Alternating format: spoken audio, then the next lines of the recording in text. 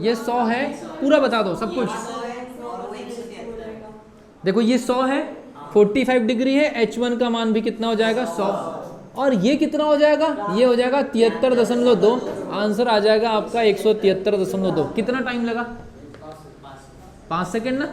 देखो यही चीजें हैं, अगर आप एग्जामिनेशन हॉल में आपका दिमाग इस लेवल पर काम कर रहा है, पूरे क्वेश्चन आपके अंदर आ जाएंगे, क्योंकि इसके पीछे मेहनत करी गई है। ऐसा नहीं है यूं ही नहीं हुआ है कुछ भी चीजें ना, ठीक है कि नहीं।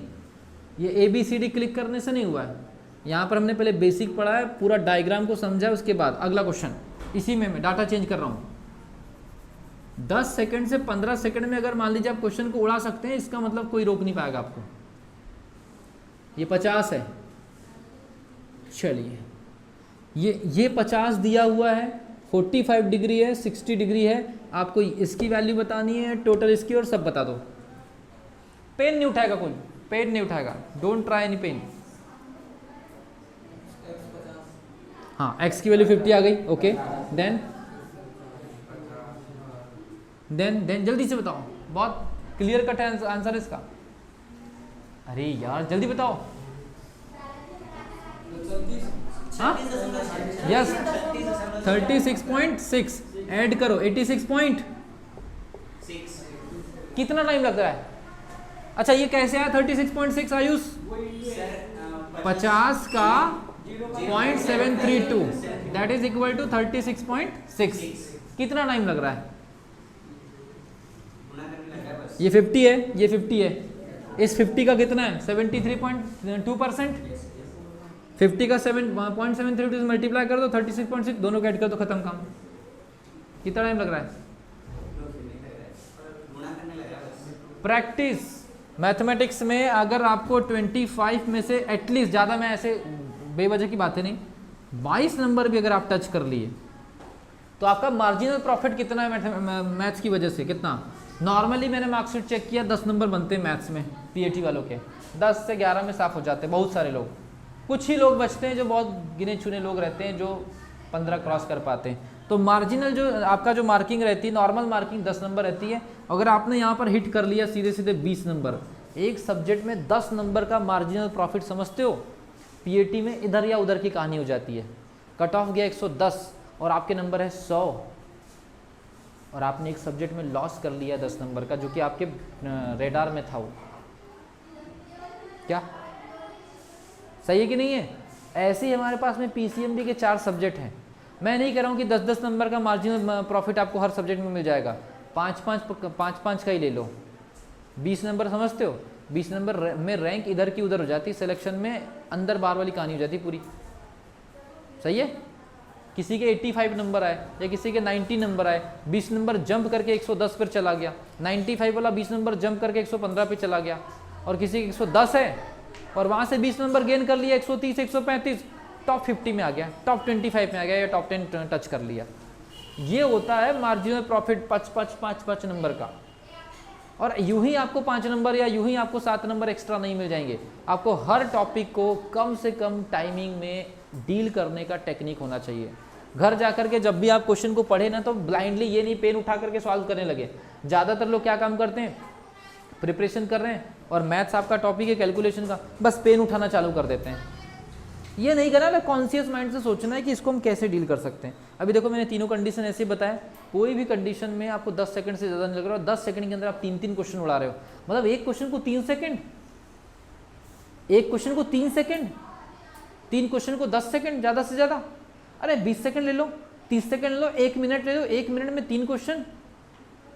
सही है, तो एक ही क्वेश्चन पे आएगा पेपर में आपको। उसको भी अगर आप 50 सेकंड में भी सॉल्व करते हो पूरी सही, फिर भी कोई प्रॉब्लम नहीं है, क्योंकि आपके पास में है 180 मिनट है, 200 क्वेश्चन के लिए 180 मिनट है, और मैथ्स को दो ना 1 मिनट एक क्वेश्चन पे, कोई दिक्कत नहीं, कोई नुकसान नहीं है मैथ्स के लिए 1 मिनट। 25 क्वेश्चन पे अगर आप मैथ्स को 30 मिनट भी देते हो, इवन 35 मिनट भी देते हो, कोई नुकसान नहीं है, क्योंकि बायोलॉजी के 25 क्वेश्चन आप वहाँ पर 15 से 18 मिनट में उड़ा दोगे, कोई न्यूमेरिकल नहीं। फिजिक्स आधी थ्योरी आधा न्यूमेरिकल, केमिस्ट्री 90% थ्योरी 10% न्यूमेरिकल। तो यहाँ मैथ्स में अगर आपने 40 मिनट भी दे दिया, और 40 मिनट दे करके अगर मान लीजिए आपने 20 भी नंबर बना लिया, तो आपने मार्जिनल प्रॉफिट 10 नंबर का ज़्यादा गेन किया है। और 10 नंबर का मतलब है पीएटी में कम से कम 7,000 8,000 स्टूडेंट से बहुत आगे निकल जाएगा। सही है। पिछली बार 30,000 कैंडिडेट बैठे थे, 30,000 में सीट कितनी रहती है आपकी? 1000। तो 29,000 लोगों को डिस्क्वालीफाई अगर आपको करना है या 29,000 की रेंज से बाहर आना है तो आपको एक हाथ कोई सब्जेक्ट में 10 नंबर मारने से आप सीधे 8-10 हज़ार बैक हो जाए, मतलब 8-10 हज़ार लोगों से बहुत आगे फेंका जाते हो। यही तो गेम रहता है पीएटी का, और क्या। ठीक है, क्लियर है कि नहीं? तो पीएटी के एग्ज़ाम को क्लियर करने के लिए अपनी कैलकुलेशन को बहुत स्ट्रांग करो, क्योंकि यही आप लोगों की सिलेक्शन का सबसे बड़ा प्रॉब्लम क्रिएट करता है। यही यहाँ पर आपके 10-12 ओवरऑल मार्किंग में आपकी 20 नंबर का नुकसान होता है। 20 नंबर का नुकसान का मतलब है 30,000 स्टूडेंट में 15,000 स्टूडेंट से आगे निकल जाना। एक नॉर्मल नंबर 80 नंबर या 85 नंबर या 90 नंबर या 95 नंबर के ऊपर वाली कहानी है ये। 20,000 स्टूडेंट से आगे निकल जाना, ठीक है। पर ये सब आएगा कहाँ से? आप लोग फोटोकॉपी वगैरह लेके घूमते रहे तो मैंने देखा कुछ काम नहीं आनी है। मैंने इसके पहले भी कई बार बोला है, कुछ काम नहीं आता भाई। क्वेश्चन को डील करना सीखो, क्वेश्चन को टेक्निकली सॉल्व करने की कोशिश करो। सही है, कुछ काम नहीं आता है। लास्ट टाइम में तुम्हारे बनाए गए नोट्स और तुम्हारा खुद का आईक्यू, तुम्हारी खुद की प्रैक्टिस, तुम्हारे खुद के लॉजिक्स ही आपके साथ जाएंगे। ये कोई नोट्स वोट्स तुम्हारे साथ नहीं जाएगा। नोट्स तो सिर्फ ये है कि टाइम पर मटेरियल के लिए एक हेल्प रहती है, उसको केवल एक सहायता मान करके चलोगे तो खुद का नोट्स बनाओगे। कुछ लोग बस हाईलाइट कर करके पढ़ते हैं, हाईलाइट कर करके, ठीक है। वो गलती कभी नहीं करना।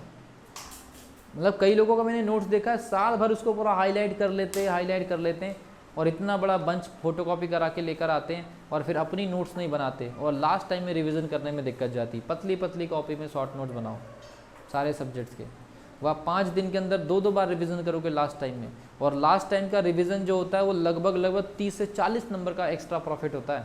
लास्ट के 5 डेज़ का रिवीजन 40 नंबर का प्रॉफिट होता है। अगर वहाँ ढंग से रिवीजन हो गया 40 नंबर एक्स्ट्रा होते हैं 200 नंबर के पेपर में। और वहाँ अगर आपने ढंग से रिवीजन नहीं किया तो आप गड़ जाओगे तुरंत।